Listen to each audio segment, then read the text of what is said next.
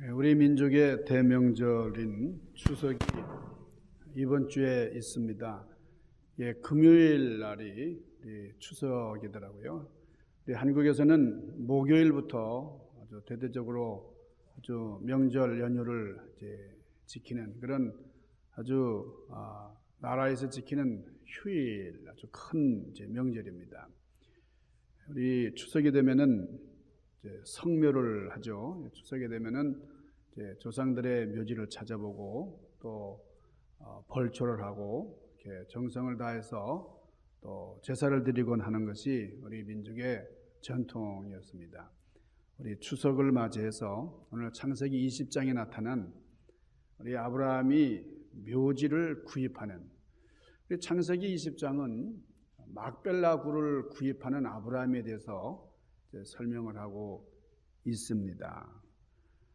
아브라함의 아내 사라가 죽었어요.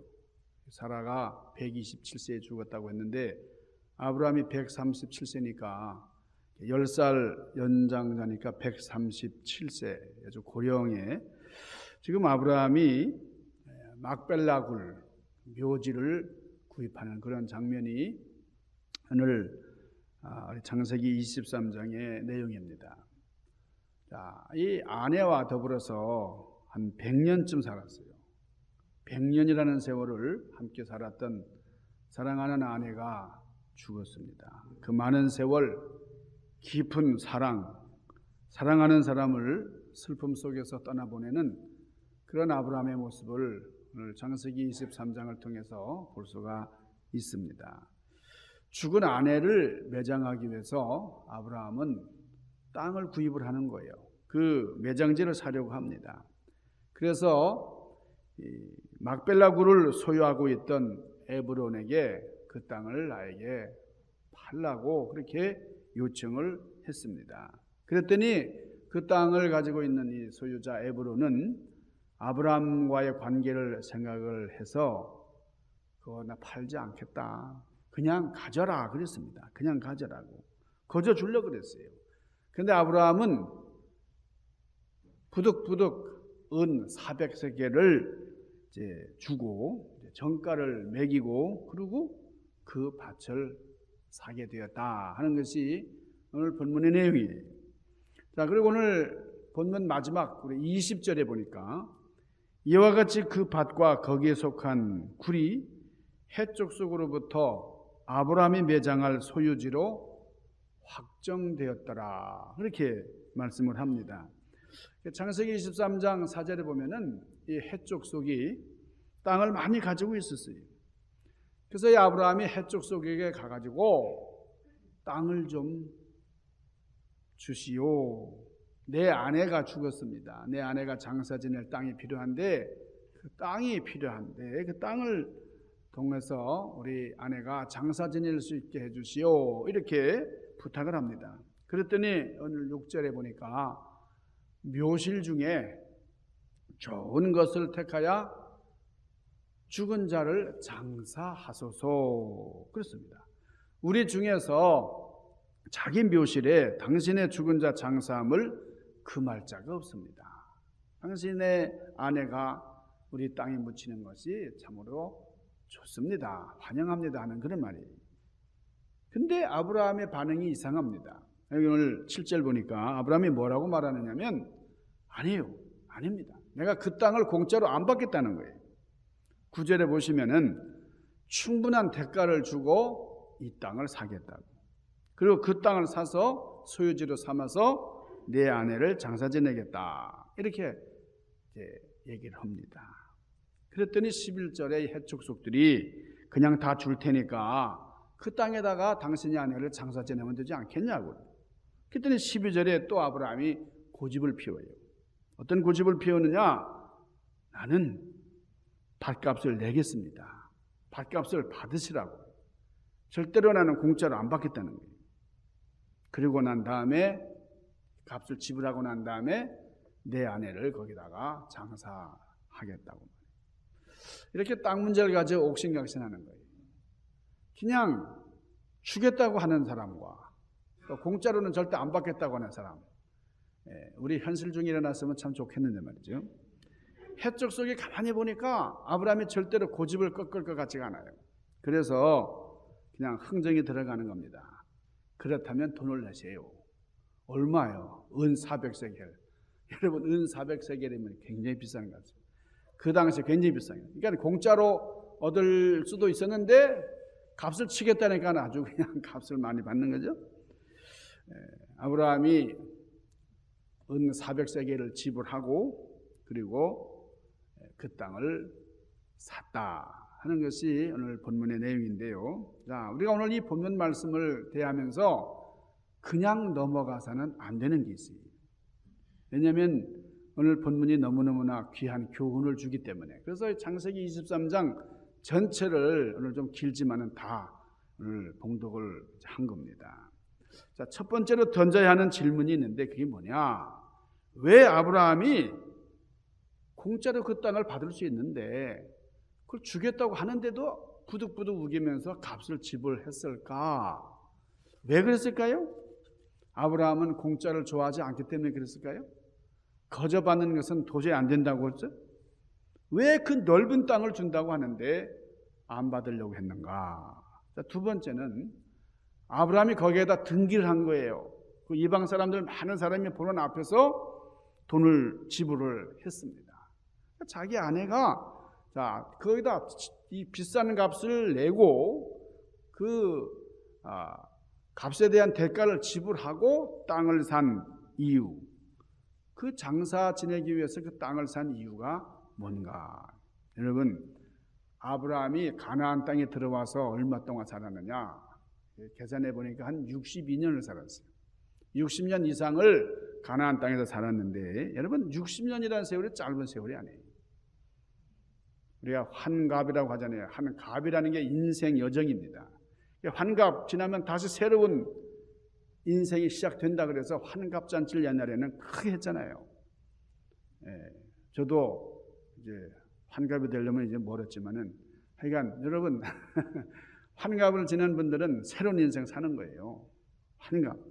여러분 60년이라는 게 짧지 아니한 그런 삶이에요. 그러니까 60년 동안 이 가나안 땅에 살면서 아브라함이 부자가 됐어요. 많은 부를 축적해 갔습니다. 그러니까 성경에 보면은 아브라함은 은과 금이 풍부한 사람이다 그랬어요. 가축들, 육축이 심히 많았다 그랬습니다. 그리고 아브라함을 따르는 사람들, 그 사람들만 한 400명 이상이 아브라함을 따랐는데, 그러니까 굉장한 부자인데 아브라함이 마음만 먹는다 그러면은 뭐 얼마든지 땅을 구입할 수 있는 넉넉한 경제력을 가진 사람이 아브라함입니다. 그런데 60년 동안 사는 동안에 아브라함은 땅을 사질 않았어요. 다른 건 많이 샀는데 땅을 사지 않았다. 왜 그랬을까요? 나는 동산에는 투자하지만은 부동산에는 투자하지 않는다. 이게 아브라함이 재물을 모으는 방법이었다는 겁니다. 은이나 금 같은 것은 뭐죠? 언제든지 가지고 떠날 수 있잖아요. 뭐 가축들도 언제든지 뭐 고삐만 풀면은 이제 몰고 갈 수가 있습니다. 그런데 밭은 어떻습니까? 이건 안 되는 거예요. 내가 뭐 이사 갈 때 뭘 어떻게 띠미고 갈 수가 없는 겁니다. 그러니까 아브라함은 이 원칙을 철저하게 고수하며 살아왔다 하는 거예요. 그 이유가 뭘까? 아브라함이 가나안 땅에 들어와 살면서도 땅을 사지 아니한 이유, 그게 뭘까? 그건 한 가지. 아브라함은 가나안 땅을 자기 고향으로 생각하지 않았던 겁니다. 아브라함은 우리가 아는 대로 메소포타미아 문명이 꽃피었던 갈대아 우르라고 하는 아주 문명지에서 살았던 사람이에요. 그런데 하나님께서 어느 날 그에게 나타나셔서 너는 너의 고향, 본토, 친척, 아비 집을 떠나라. 그리고 내가 약속하는 땅으로 가거라. 그랬어요. 포기하라는 겁니다. 다 포기하고 하나님께서 약속하신 땅을 제시하시면서 가라. 그렇게 말씀하시는 거예요. 그러니까 그동안 열심히 쌓아놓은 것들 포기하고 그동안 모아놓은 재산도 다 포기하고 그렇게 떠나라는 거예요. 여러분 쉬운 일입니까? 가나안 땅 들어와 보니까 너무너무 낯설어요. 말도 잘 통하지 않았을 거예요. 사막지대입니다.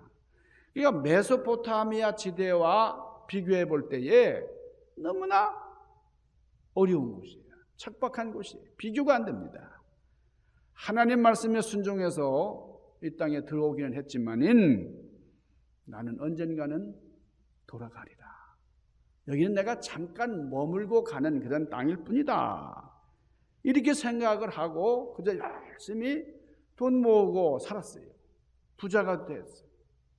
그렇지만은 여전히 땅을 구입하는 데는 관심이 없었어요. 그런데 아내가 죽은 겁니다.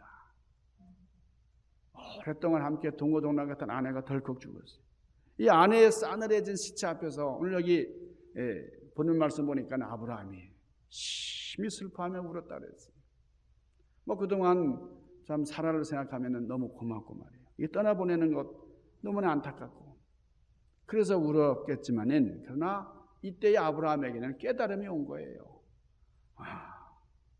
내가 하나님이 주신 이 축복의 땅 가나안을 내 고향으로 삼아야 되겠다.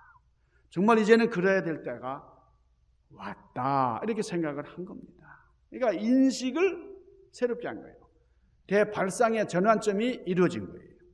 그래서 일어나서 해쪽 소개계로 간 겁니다. 그리고 그 사람들에게 내가 이 땅을 사겠다고, 내가 대가를 지불하고 사겠다는 거예요. 그리고 행동에 옮기는 겁니다. 자, 해족속들이 그렇게 공짜로 주려고 그랬어요. 진심으로 그냥 당신에게 우리가 대가 바라지 않는다. 그 땅은 공짜로 줄 수 있다. 그랬지만은 돈을 주고 내가 사야 된다. 거저는 절대로 안 받는다. 자, 이것을 우리가 단순히 땅을 매매하는 것으로만 봐서는 안 된다는 거예요. 내 뼈를 여기서 묻겠다는 거예요. 영원한 나의 고향으로 삼겠다는 거예요. 이곳에 나뿐만 아니라 내 자손들의 뼈를 묻겠다는 거예요. 영원히 후손들과 함께 이 땅에서 번성하리라. 아브라함은 이렇게 다짐을 하고 이런 믿음으로 의지를 표현을 한 거예요. 그래서 막벨라고를 산 겁니다. 그 후에 어떤 일이 일어났어요? 거기다가 아내를 묻었습니다. 세월이 흘러서 아브라함이 죽었어요. 아브라함도 그 막벨라굴에 묻혔습니다. 그의 아들 이삭도 그렇고 며느리 리브가도 거기에 묻혔어요. 그의 손자였던 야곱이 애굽 땅에 내려가 살다가 죽게 됐어요. 야곱이 마지막 유언을 남깁니다. 뭐 유언 그러면 할 말이 참 많겠죠. 그러나 그 야곱의 유언, 가장 중요한 유언이 뭐냐면 나를 저 가나안 땅 막벨라 굴에다가 묻어다오. 나를 이 애굽 땅에다 묻어서는 안 된다. 나를 저 막벨라 굴에다 묻어라. 그랬어요. 유언을 남기고 야곱이 죽었어요. 이 유언에 따라서 여러분 그 당시에 그 요셉이라고 하는 야곱의 아들이 국무총리였잖아요. 총리 대신이었어요. 막강한 실력자입니다. 그 요셉의 힘에 의해서 요셉이 권력자니까 그 장례를 행하는데 많은 사람들이 행렬을 지어서 그 장례를 따라간 거예요. 그래서 이 애굽에서 가나안까지 말이죠. 장례 행렬이 고센 땅으로부터 가나안까지 이어지는 거예요. 그리고 야곱이 그 땅에 묻혔어요. 그 다음에 야곱의 아들이었던 요셉이 죽습니다. 110세에 죽는데 그때 임종 전에 이 총리 대신이었던 요셉이 또 후손들을 모아놓고 뭐라고 유언을 남기는 거니? 너희들은 나처럼 여기서 돈 많이 벌어라. 출세하고 살아라. 지혜롭게 살아라. 뭐 이런 유언 남길 수도 있었겠지만은 그런 유언 남긴 게 아니라 이거예요.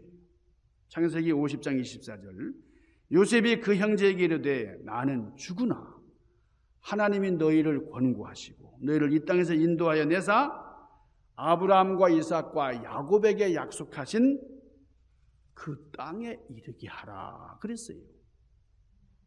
그러니까 할아버지, 아버지 그 유지를 이어받아서 이 요셉도 창세기 50장 25절에 보니까 요셉이 또 이스라엘 자손에게 맹세시켜 이르기를 하나님이 정녕 나를 권고하시리니 너희는 여기서 내 해골을 메고 올라가겠다 하라 그랬어요. 자기가 죽은 다음에 지금은 어쩔 수 없지만은 너희들이 이 땅을 벗어나서 이제 떠나갈 때는 내 유고를 메고 가거라 그랬어요.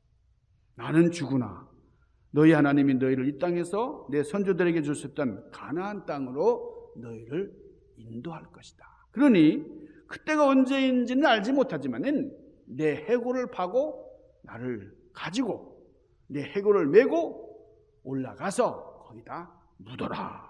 이 유언을 한 거예요. 그로부터 몇 년이 흘렀어요? 400년. 여러분 400년이라는 게 얼마나 긴 세월이에요.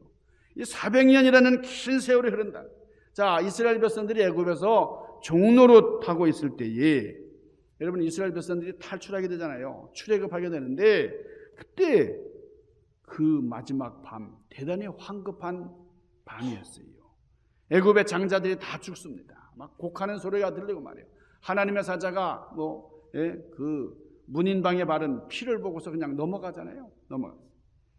자, 근데 그때 얼마나 급박한 상황이에요. 그런데 출애굽기 23장 19절에 보면은 그 지도자, 이스라엘의 지도자 모세가 어디를 갑니까? 어디를 가느냐? 요셉을 입관해 놓았던 장소로 가요. 거기 가가지고 뭐 했어요?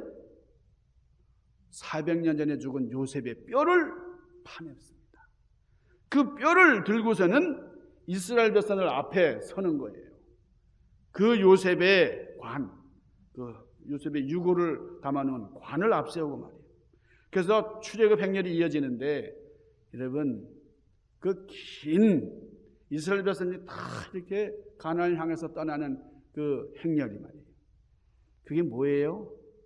바로 장례 행렬이었어요.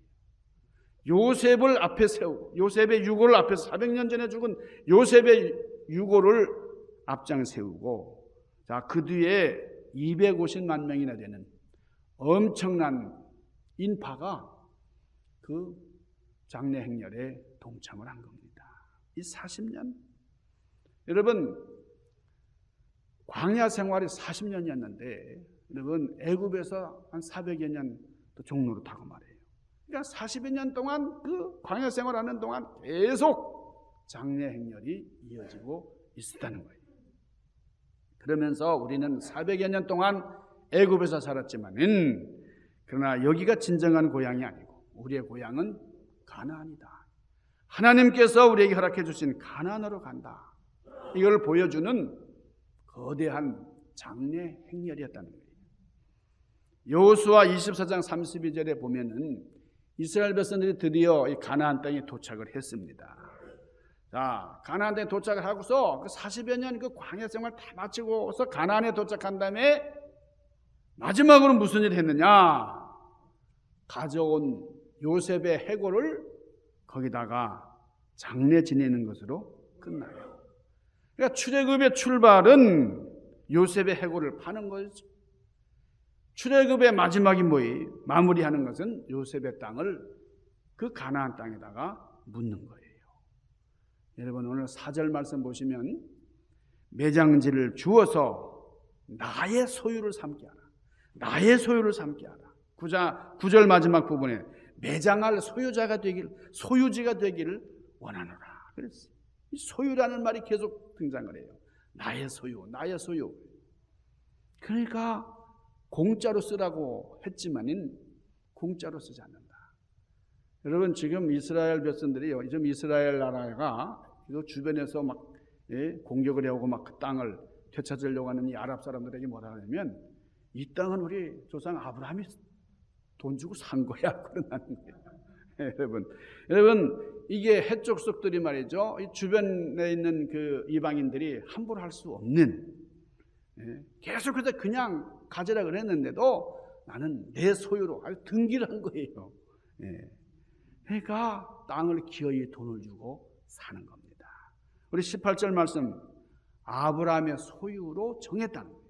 그리고 20절 마지막 부분에 보면은 창세기 20장 20절 뭐라 그랬어요? 이와 같이 그 밭과 거기에 속한 굴이 해쪽 속으로부터 아브라함이 매장할 소유지로 확정되었더라. 그러니까 많은 사람 앞에 아주 공개적인 선포가 된 거예요. 여러분, 아브라함이 거저받지 아니하고 이 땅을 비싼 값에 구입을 하고 말이에요. 이 소유로 삼는 행위가 영적으로 어떤 의미가 있느냐. 여러분, 지금까지 아브라함은 나그네에 불과했어요. 그 땅에 이민 온 사람으로 그냥 우거하는 사람으로 사는 그런 나그네에 불과했지만은 자기 소유로 삼는 그 순간부터 뭐예요?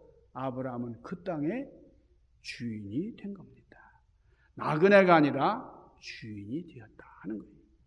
여기에 신령한 영적인 의미가 담겨져 있는 거예요.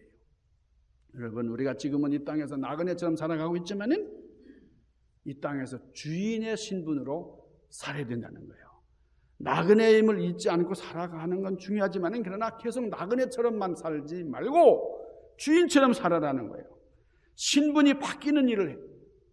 그래서 우리는 영원한 하늘나라의 주인공으로 살아가야 된다는 겁니다. 이 진리를 오늘 말씀은 우리에게 가르쳐주고 있는 거예요. 우리가 나그네로 살다가 나그네로 가면은 나그네로 끝나는 거예요. 비록 우리가 나그네지만은 나그네인 인생, 그러나 우리가 하늘나라의 주인이다. 하나님께서 땅에 사명을 주시고 허락하셔서 보내신 이 땅에서 우리가 주인처럼 살아갈 때에 우리는 하늘나라의 영원한 주인공이 될 수가 있는 겁니다. 이 아브라함이 막벨라굴을 값을 많이 주고 산 행위는 우리 예수 그리스도께서 우리를 그냥 거저 사신 게 아니에요. 값진 십자가에서 그 당신의 피를 다 주시고 그 피값으로 우리를 사신 거예요.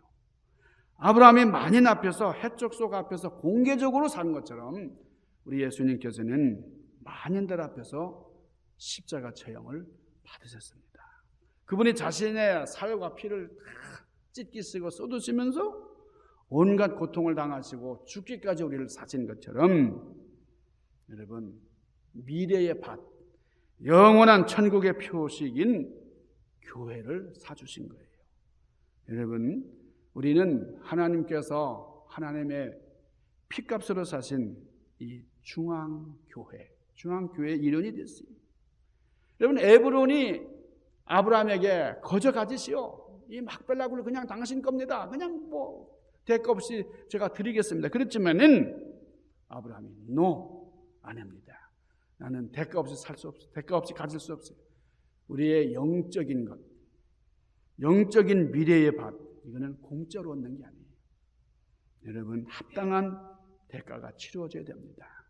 여러분이 주님께서 주님의 피값으로 사신 여러분들은 어떤 영적인 대가를 치르면서 사시고 있는가? 여러분, 이 아브라함이 고통의 땅에 살면서 영광의 땅을 믿음으로 바라보고 거룩한 성을 사모하며 살았던 것처럼 우리 아브라함 같은 그런 믿음의 성도님들 되시기를 주님의 이름으로 축원합니다. 기도하십시다. 거룩하신 아버지 하나님, 신령하신 주님께서 아브라함을 통하여 새로운 땅의 비전을 우리에게 제시해 주십니다. 끝까지 믿음으로 영원한 도성을 바라보았던 아브라함, 거저 주어질 수 있는 그런 상황에서도 대가를 치르고 자기와 자기 후손들이 거처 할 주인공으로 살아갈 그런 땅을 마련했던 아브라함의 지혜를 배우고 또 그런 영적인 통찰력을 가지고 살아가는 저희들 되게 하여 주시옵소서. 예수님 귀하신 이름 받들고 간절히 구하옵나이다. 아멘.